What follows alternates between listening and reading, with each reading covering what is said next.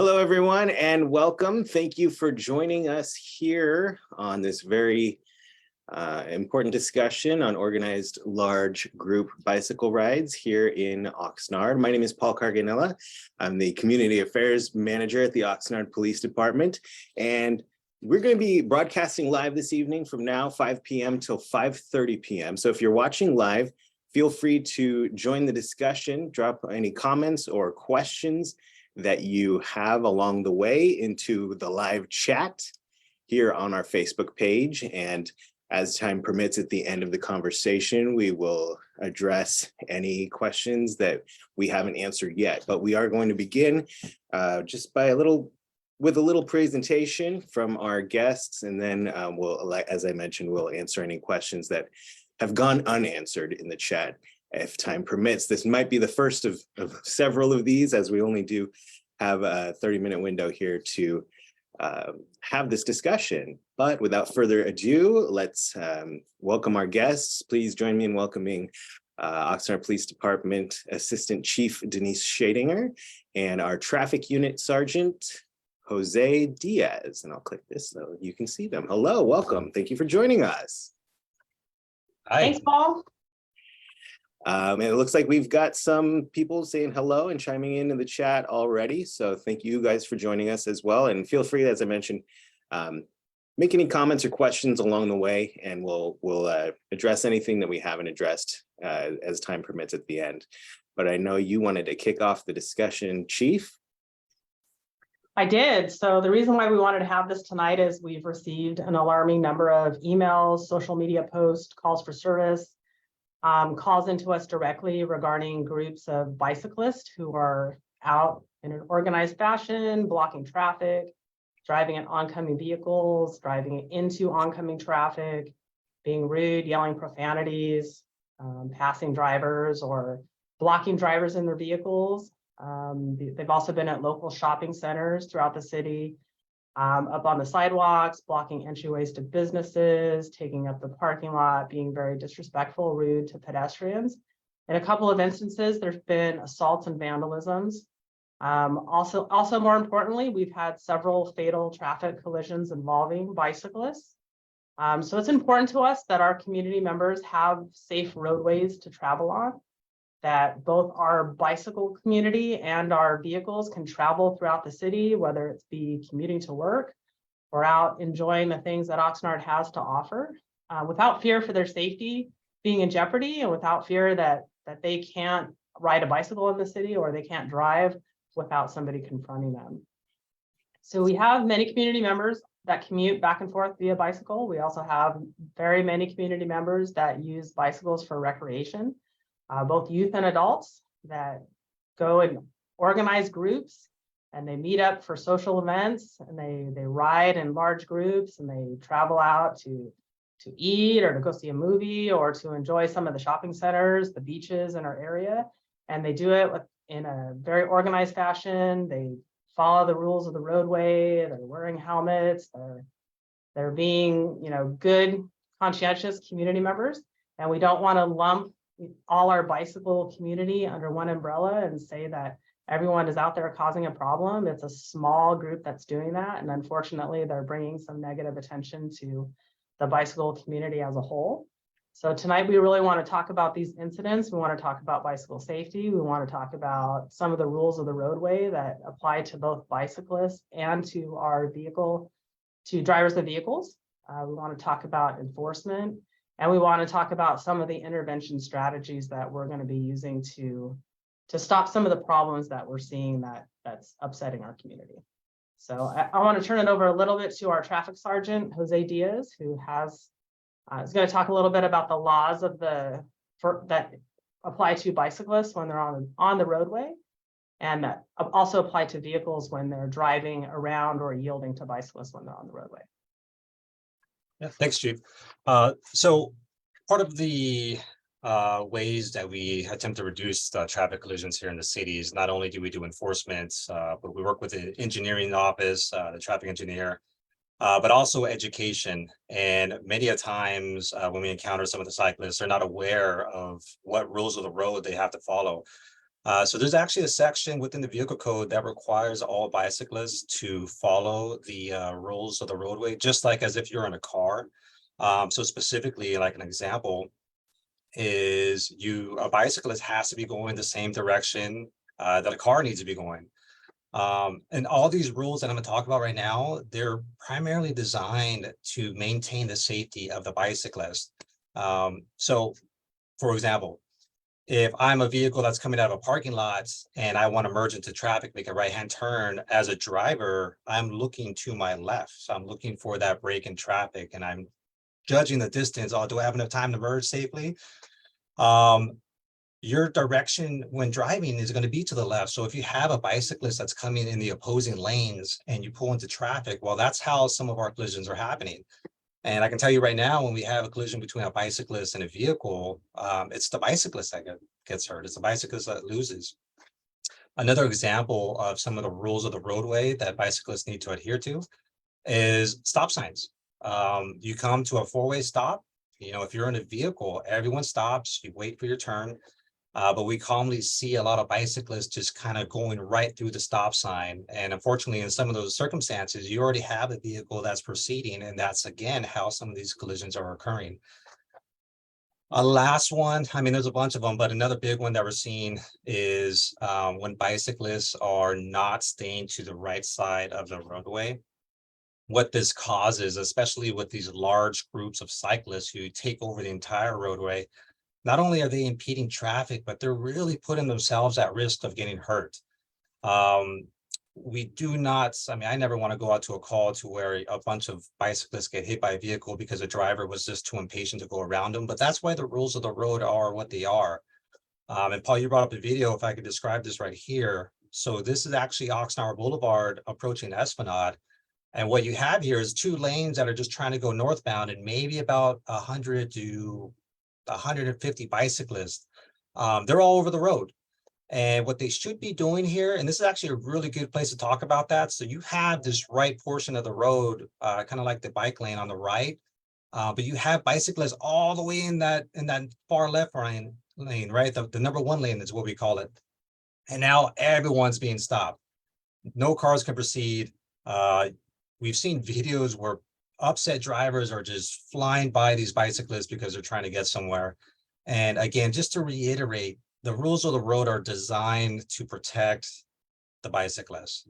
The more that the bicyclists can adhere to the stop signs, you know, staying on the right side of the roadway, not going into oncoming traffic, the less collisions and the less people are going to be getting hurt on the street.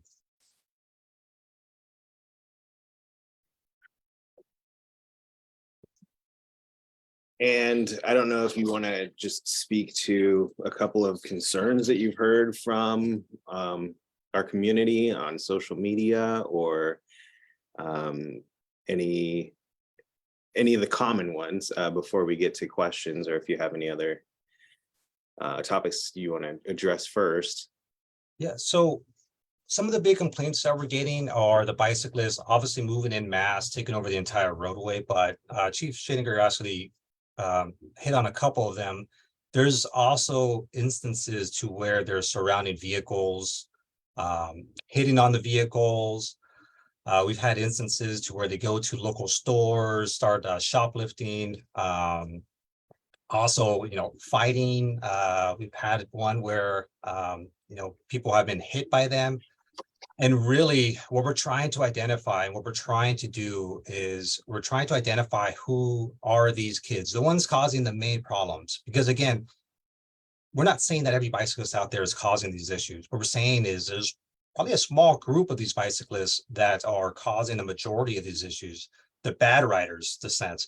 So we're asking for the public's help in identifying them. If at any time you can have someone safely record who these people are, we're working with our school resource officers. We're working with our NPT unit, our neighborhood policing team, and identifying who these key players are. And by being able to identify them, we can address them and conduct enforcement as necessary.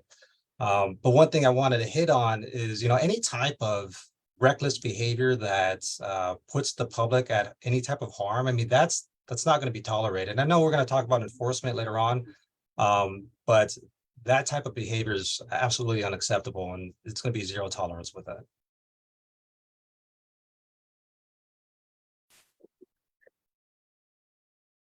Do you want to talk about specific recent incidents that were possibly our community needed to contact the police, or there were bicycle accidents recently? Yeah, so when we talk about collisions involving bicyclists and specific riders who are engaged in this type of reckless riding, August 12th, actually, I remember that specific day, but there was a collision on Ventura Road in Vineyard involving a bicyclist, actually a really young bicyclist. I believe it was 13 years old.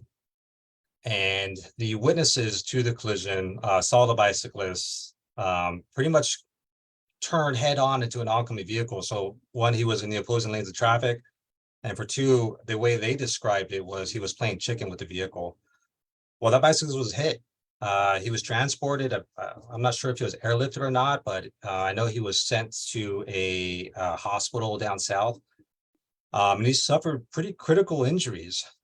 So when we talk about this reckless riding, specifically what we see in these large groups, you know, that behavior also kind of carries on to the single riders who are trying to either mimic the same behavior that they saw in their friends, or they just kind of don't think it's going to happen. That's one of many collisions. And to this date, we've had 4 fatal collisions involving bicyclists. All of them preventable. And You mean just in the past year? yeah, just in the past year. And that's so in total, we've had 69 collisions that have injuries to bicyclists. And those are really the reportable ones. We kind of suspect that there's actually a lot more collisions that are happening, but maybe the bicyclist just doesn't report them because they know they were doing something wrong, or it just never happened. It never got reported, or maybe they worked it out with the other driver. But those are 69 reportable collisions that we were able to find. Other instances that we've had involving some of the riders is we've had issues to where, you know, I mentioned it before, but some of the stores were being looted by the large groups. We've had it before to where people were, a person was accosted. There's numerous instances that we had where, you know, these riders, because there's such kind of like the mob mentality, that some of them start acting up and causing disturbances in the community. And that kind of just flows into the enforcement aspect of it. I think, you know, looking at our social media the past couple of days, a lot of members of our community are complaining that we never stop these kids, we never cite them. Why don't we enforce anything? Can you kind of touch on that? So this last year, we've actually had, I believe it's 8 operations conducted. We call them bicycle pedestrian safety operations. So we have been conducting enforcements, and actually on a regular scale every year. I've been part of traffic for the last 7-8 years, and we've had these operations every year, specifically looking for violations that not only cause collisions, but also the services on the roadway. We've been working a lot with our school resource officers, and primarily they're the best officers to engage some of the riders. Right now, you know, we're trying to not only work within our agency, but we're also working with the Oxnard City Corps, who's doing a fantastic job in building relationships with the riders, teaching them about proper riding, teaching them about safety, and not only just teaching them about bike riding, but even working with some of the underlying issues that the kids are facing: drug use, gang life. So all this, we're taking more of a well-rounded approach outside of strict heavy enforcement. We're taking more of a well-rounded approach to get the best lasting effect on these kids. Also, I remember it being described to me from one of our River Park officers, who was actually in a bad bicycle accident trying to enforce these rules in River Park, and was injured. It's, safety is so important to us in general, not just obviously our officers, but the kids as well. And so I remember him describing to me what it was like trying to stop these kids, to enforce them. Like if you've got a group of 60, 80, 100 kids on bikes and you try to stop one, can you kind of describe what that scene is like? It's pretty chaotic, because you're almost throwing yourself into a middle of a large group. And again, when I talk about mob mentality, all it takes is just a couple of them to start becoming aggressive, to where, now it's like, hey, well, that person's aggressive, so I'm gonna be aggressive, be more vocal. So when we talk about enforcement within these large groups, it's very, very difficult, very difficult. And unless we have some information to where we can have the appropriate amount of personnel that's capable to address the issue, the large groups, they're kind of difficult to control. Is enforcement an opportunity? Is an enforcement an option? Yes, but we just have to be smarter at it. Again, the officer that got hurt, he doing his best to do enforcement on one of them, but it led to a chase. The officer tried to get a hold of the person that he was trying to do the enforcement on, and just his bicycle slipped from underneath him. He got hurt for a number of months, and that's just one of the things that we have to take into account. How are we going to do this? Not only for the safety of the officers, but for the safety, if it's a child, how are we going to do enforcement on the child so that we're not harming the child? Because that's what we don't want. We don't want us fighting kids out on the street. We want to be able to not only contact them safely, but making sure that the education as to why we're contacting them, the safety aspect of riding, and last but not least, just the education to the parents, that gets transcribed to the parents about what their kids are doing. We have to take all that into consideration.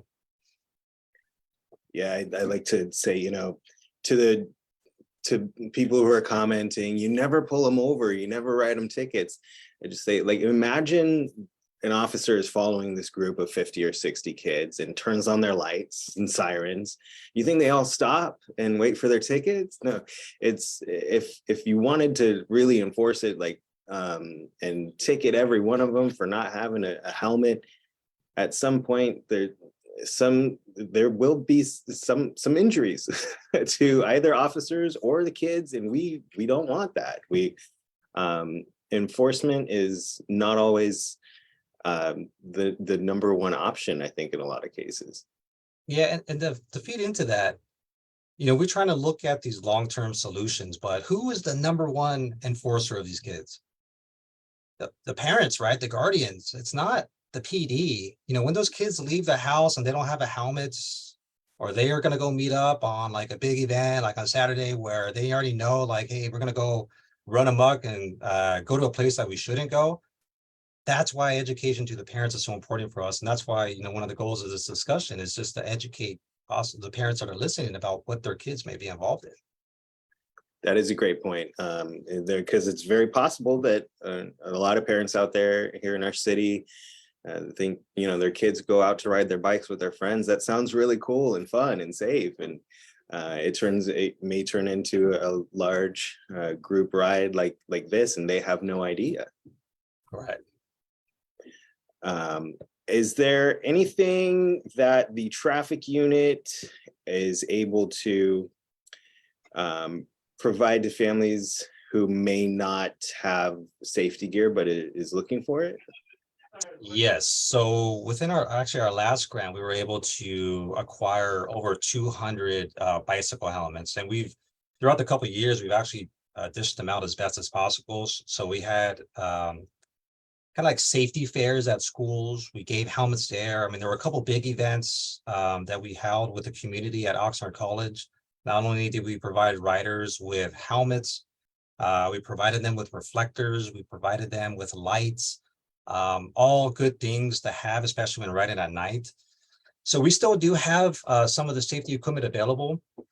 My best suggestion would be to either come here at the department to where we can give the rider any type of safety equipment that we have here, but also contact the school resource officers.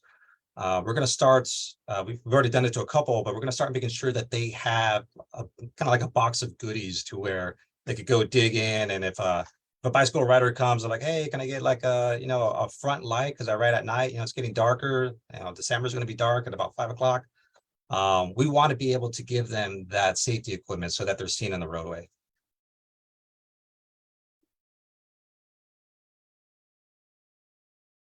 Oh, I can't hear you. Sorry. Talking to myself. All right, that was me. Would you like to touch on anything else before we dig into some comments and questions here? No, I'm looking forward to the comments, but I can't stress enough just how much we depend on the community to give us this intelligence, sending us photos, sending us videos.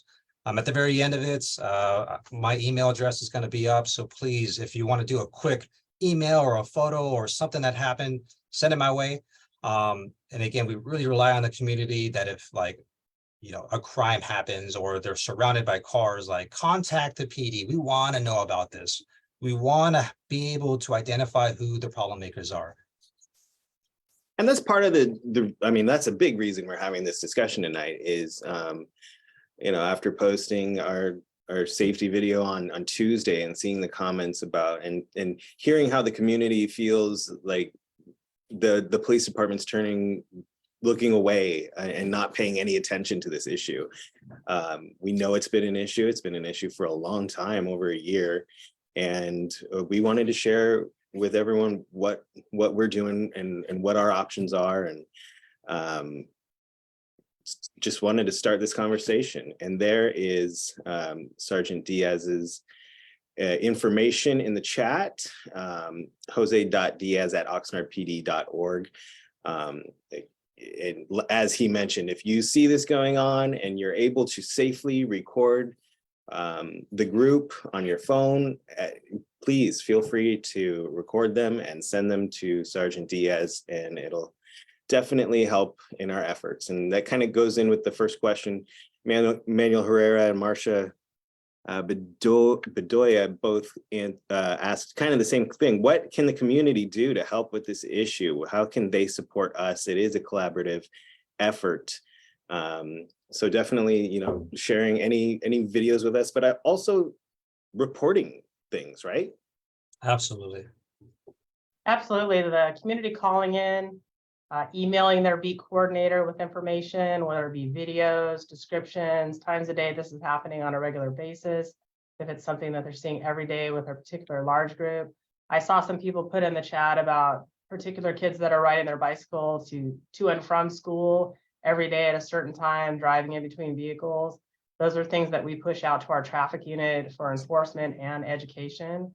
And I just wanted to address another question that I saw pop up in the chat, and scrolling through it, I can't see the person who wrote it again, but they wanted to talk about if we weren't going to identify, if we didn't have these kids' names, how are we going to, reach out to their parents or find out who they are to do any type of education and or enforcement. And that's really where our school resource officers come in. They do know these kids, and it's surprising that we can show these videos to the school resource officers. And it's like, oh, that is so-and-so that goes to this school. And yes, I know them because I contact them daily at school. And that is another method that we're going to be reaching out to the youth groups, using the body-worn cameras from the officers during incidents, using videos that are posted or put in, submitted to us by the community to identify some of these younger kids and try to get their parents involved through the school and let them know what's going on and what they're doing. And we really want to educate them as to bicycle safety and proper, respectful behavior while riding a bicycle. The last thing we want to happen, and I've already seen a couple of comments in the chat, is a group of riders, whether they're in the right or in the wrong out there, and a driver of a vehicle gets frustrated and angry and upset, and takes an action that probably isn't the best, that's going to get them in trouble or arrested, but more importantly, it's going to get somebody hurt. And that's the last thing that we want to see out there.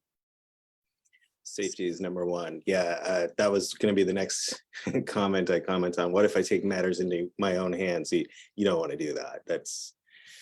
Let's call that a non-option. Norma Torres asks, when officers stop and talk to teens, don't they address these facts?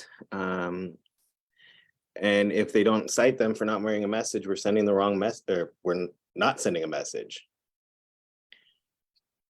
Yes, so I wouldn't say we're not sending a message. Enforcement in itself is not going to solve all the problems, because especially when we talk about kids and citing kids, who's going to be responsible for paying that fine? It's not going to be the kid, it's going to be the adult. And when we talk about, especially right now coming out of COVID, and we talk about all the financial issues that people are going into, we don't want to result, or I should not say result, but just depend on enforcement. Education needs to happen. And it's my firm belief, actually, just working with some other groups. I've actually went to one of the meetups, trying to figure out, hey, what's all this meetup about? And not only was I dealing with some kids that were very respectful, very open, they came up to me, but I was dealing with a lot of parents who really just didn't know what they were dropping their kid off to. So I told the parents, like, hey, this is what's going on with large group meets like this. And those parents took their kids away. So can we get the same message without, putting a $200 bill, $200 citation on a kid? Yeah, I think so. But it really does depend on us being able to reach out to the parents. Manuel Herrera asked, is it true? And tonight we're discussing the large group rides and no bike types and specifically, but he's asking, is it true that fixie bikes don't have brakes? And if so, how is that legal? Well, so when you refer to fixies, yeah, some of them don't have brakes when we're talking about like a front brake, but some of them do. I don't know if they're being removed or not, but per the vehicle code, all bicycles need to have some type of brake to be able to stop the bike.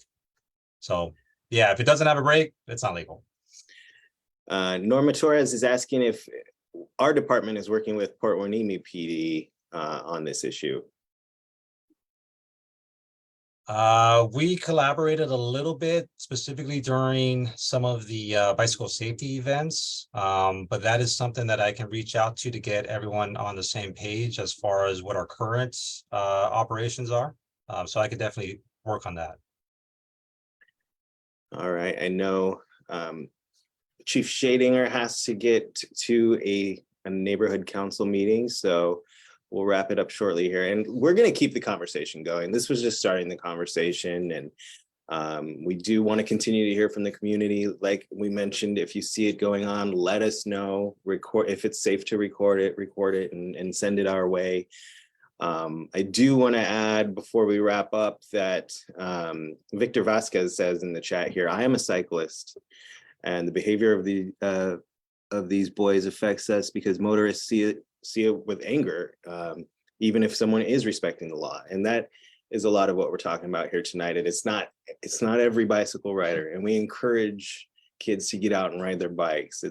But we want to just raise the awareness and make sure that everybody knows the dangers, and that the parents are also educated on what issues we are facing currently in the city. Do you have any closing thoughts, either of you, before we say goodnight for now? I definitely want to touch on what you just said. We do have a great bicycle community out there, and our kids being out there, whether they're in large groups or 3 or 4 of them out riding bikes, it's much better than being tied to a phone and working, tied to a PlayStation or a game console and indoors. They're out being kids, and we need to provide a safe environment for them to do that. And it is, when I say a small group, somebody did put in the chat, it's not a small group, but what I mean is it's a small group of bad actors that are causing problems. As a whole, these kids want to get out there and they want to ride places and they want to have fun, and we want to provide a safe community for that. We do want to quell the disrespectful and the illegal behavior, but we don't want to shut down everybody's ability to ride a bike. And we want to we want our community to be safe, and that's the most important thing. Yeah, if I may add to that, I mean, again, building relationships with the community is a priority for our department, especially with our youth. You know, they are going to be growing up and they are our future officers that are growing up in our communities. So coming in too heavy-handed strictly with enforcement, we want to try other avenues, specifically with building those relationships. But again, target identifying who those main people are that are causing the disturbances, that will basically be zero tolerance towards them. All right, well, thank you, Chief Shadinger. She had to run to a meeting, and thank you, Sergeant Diaz. Again, if you'd like to get in contact with Sergeant Diaz, his email is jose.diaz@oxnardpd.org. And we appreciate everybody for jumping on and having this discussion with us, the beginning of this discussion with us here tonight. And thank you, Sarge, and thank you, Oxnard. It's what we stress all as often as possible, but we want everybody out there to be safe and respectful to each other. So with that, have a safe night, Oxnard. We'll see you soon.